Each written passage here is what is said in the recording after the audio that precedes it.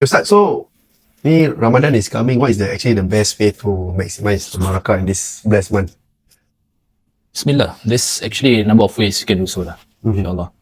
So before that, maybe we want to know some introduction about Ramadan.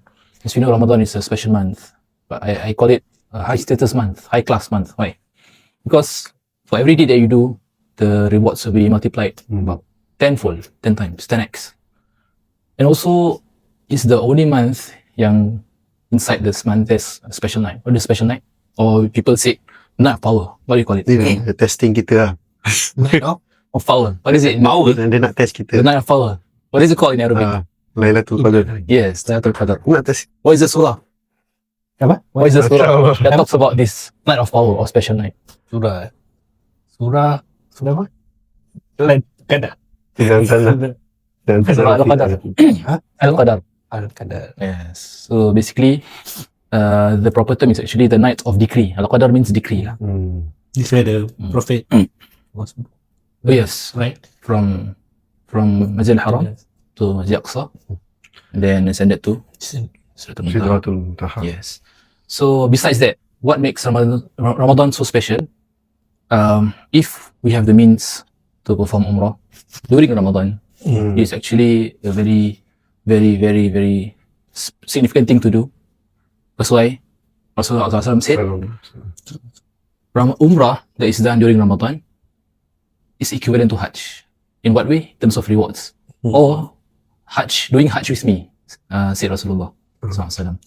So imagine your reward of Umrah, which is a simple act of worship, simple ritual, but the rewards are immense, just as if you are performing Hajj. Hence, we also call Ramadan a month full of blessings, full of barakah. And we as Muslims who experience Ramadan once a year, we want to try our best to maximize blessings or barakah in Ramadan. So one of the ways we can do so is actually to eat sahur and also to iftar or break our fast the earliest we can. Eat sahur, why? Because the Prophet ﷺ said, "Inna fi sahur barakah." There is barakah in sahur. For example, azan. For example, azan is at 5:30, right? But you only manage to wake up at 5:20. Basically, you have 10 minutes. Can you manage to eat nasi goreng? Can you cook omelette and so on? Tak ada time. Omelette kan? InsyaAllah. 1 minute. Let them work. The best you can, maybe you can just eat 3 dates and drink a glass of milk and water. That's all. But if you were to try that, you would find with the right, with niat to puasa for that day. InsyaAllah, it will sustain you, suffice you until iftar. You won't feel hungry at all or thirsty.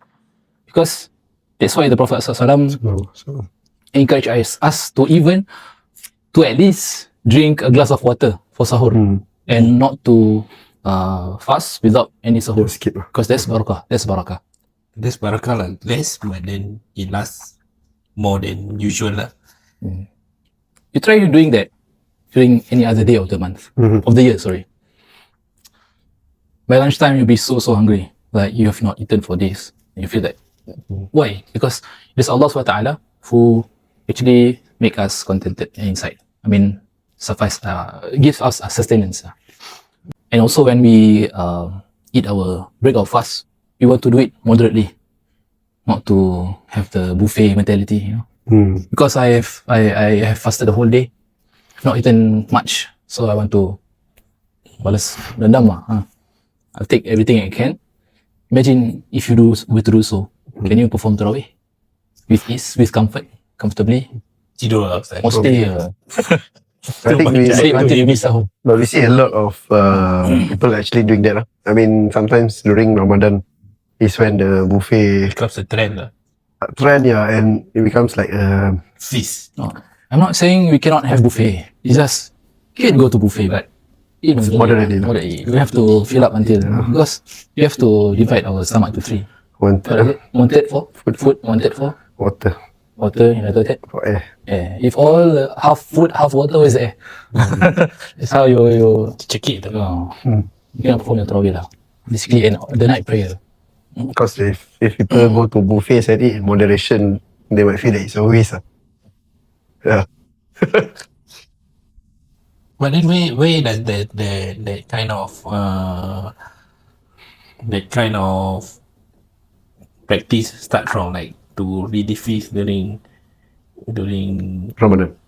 not say Ramadan during you breakfast lah. Okay, kita eat more and more. I think it becomes a bit more like commercialized because the businesses want to make more money. So Yeah, unfortunately, I make it think like you yeah. need to Eat or not? to pay back. enjoy your thing. You need to it's like a reward, right? You fast the whole day and then you need to like wait during during your Iftar. breakfast, your iftar. So I think like we are becoming used to today what we want to eat for iftar.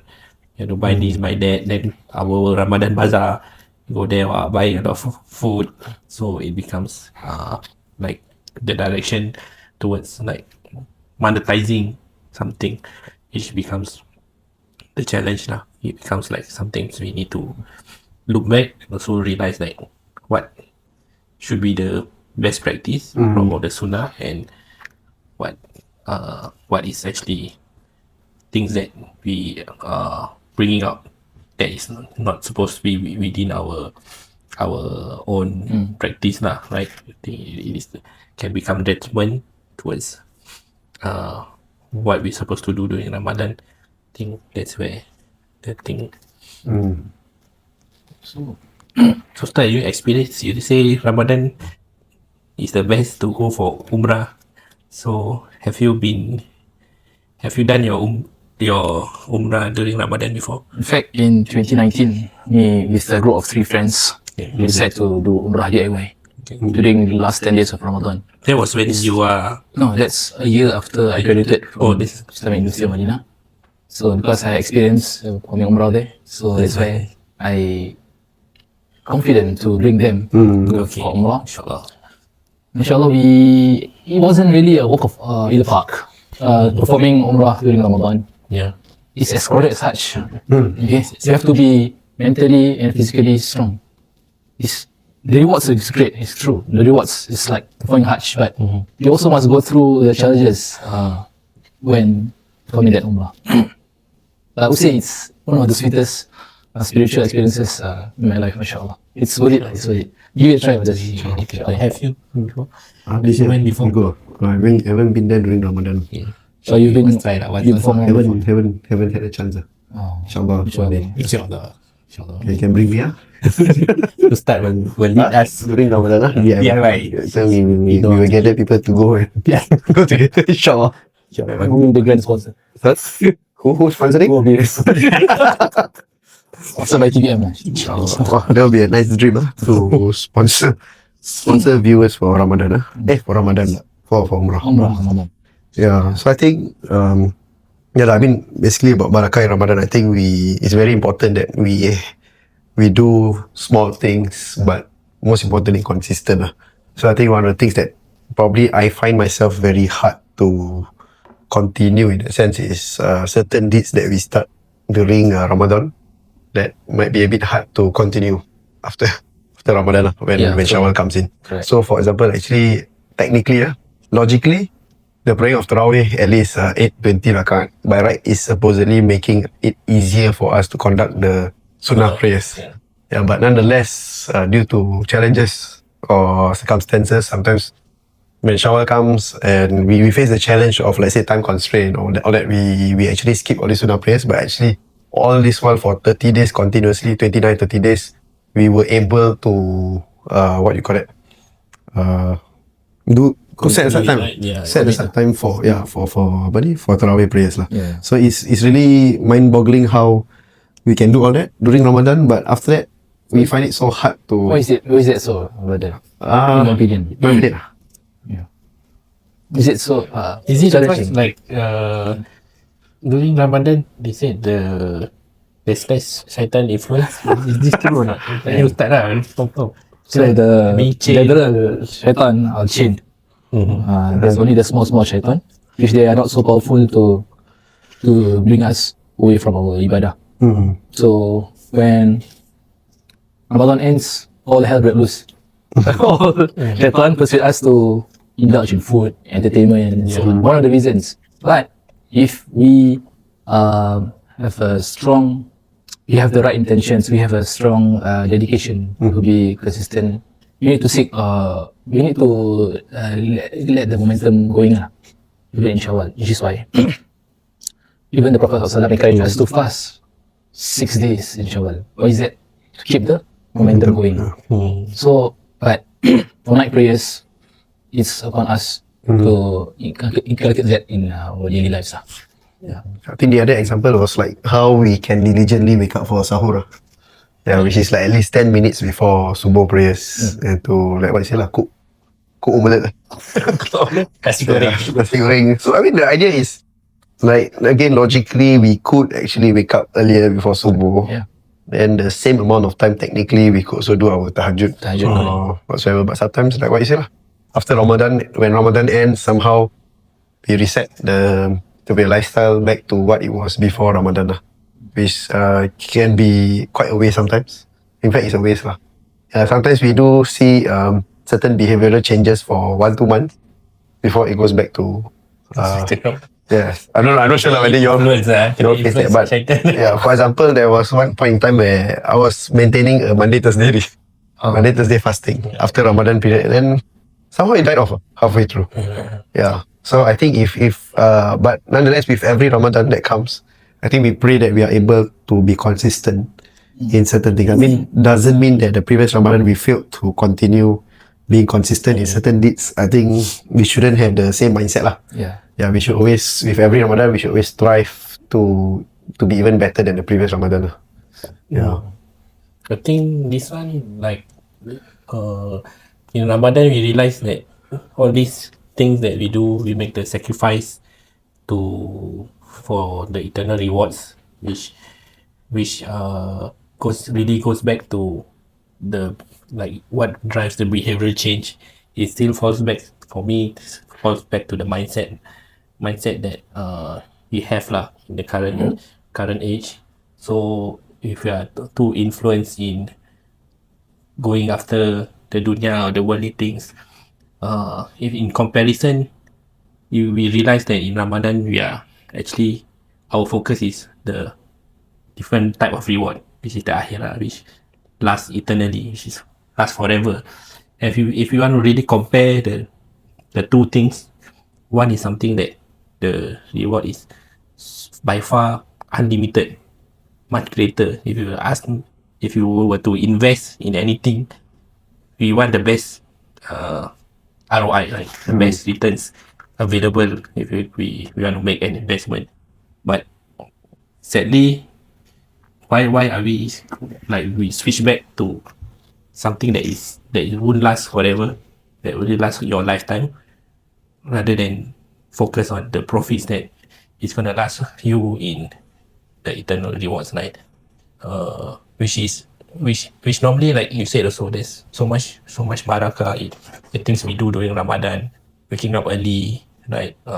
Even if we are disciplined not to eat during our fasting period, so we can be disciplined, we can go for extra prayers, which if we apply that in our daily life, actually it also brings about even more barakah and even more rewards in terms of the results that we achieve in this world as well, right? Because of the discipline, and because that is also how we attain the benefits or the worldly returns, when we are able to wake up early, when we are able to spend time with, Allah Subhanahu Wa Taala.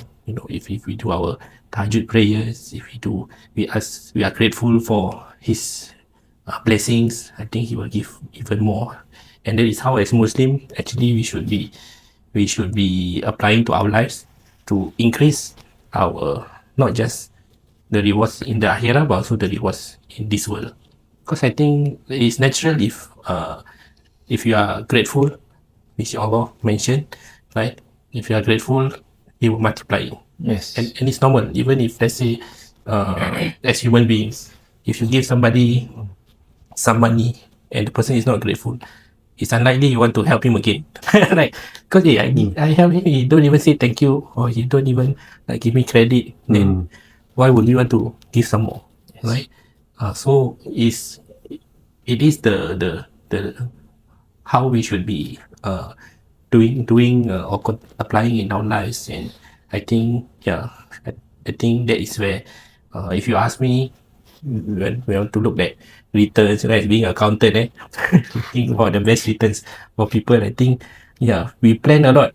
Even let's say we do budgeting, or we plan our financials, we plan a lot in worldly things, but we don't. When was the last time we actually look at like how much do we want to budget to give in charity this year, for example? But we budget for other things. We budget for maybe our car. We budget for our groceries, but we don't budget for something that can give us like eternal rewards, right? So these are some of the things that I think we want our Muslim brothers and sisters, and for me myself also, trying to learn and trying to apply that to really at least put it into our planning, our daily lives, in terms of as doing more things to look at the eternal rewards lah. Yeah, I like the fact that you try to allocate or advise your clients to allocate part of the budgeting to be partly for giving or charity. Yeah. Because one of the ways for us to maximize barakah in Ramadan is actually to spend our money on good causes. Yes. General charity, and also that the Prophet ﷺ said, whoever sponsors or spends a meal for a fasting person during Ramadan, he or she will get the reward equivalent to the fasting person. So it's one of the ways, right? We can also get good returns, right? And also by spending money on charity during Ramadan, our sins, inshallah, will be erased. And also, you think Allah SWT will not reward us as anything? If outside Ramadan, our charity can be multiplied up to 10 times or more, what more in Ramadan? Inshallah, when Ramadan goes, during Ramadan itself, by you giving charity, spending on others and good causes, that's how Allah SWT put barakah in your wealth and multiply your wealth. If talking about wealth or risk doesn't have to be in terms of monetary. It can be in terms of good health, it can be opportunities, it can be upgrade in terms of your worldly possessions. Maybe you can have able to transition to a better career or position in your company. You never know. I think in fact what many might not know is charity does not decrease wealth lah. So there was one story whereby I heard somebody ask a mentor or his advisor that he wasn't actually doing well in his career. And the advice given was to actually to give sadaqah. Yeah, so it's like of course the person retaliated and saying like, how am I supposed to give when I have nothing. I got nothing? But I mean, of course, charity comes in various forms lah, time, money and all that. But the idea is that people often forget, or they think that by giving money away, they are going to lose in a sense. But they forgot that Allah has all the power to give back in multiple folds lah. So I think the challenge, like what you said just now, the return of the eternal profits lah. Sometimes it's often the fact is that it's unseen lah. If let's say we are able to see the rewards of fasting or the full rewards of even I think there's a hadith on coming to the first half during prayers. Like, I mean, if we can see all these rewards, I think we will definitely chase for it lah. But us being humans, Even though we have to crawl, we have to crawl. We would crawl. The most if we would know if we know that the benefits or the pahala from praying the first half and the most. So the idea is reality is we are weak humans. We can't see or visualize all this. So that's why actually it's so easy for us to forget. you only chase something that is tangible. Yeah, you can see. correct. Yeah. That is the challenge lah. Okay. So I think good sharing. Anything else you want to cover about Ramadan? Your side? No, I think Pretty much covered. the time's up. Yeah.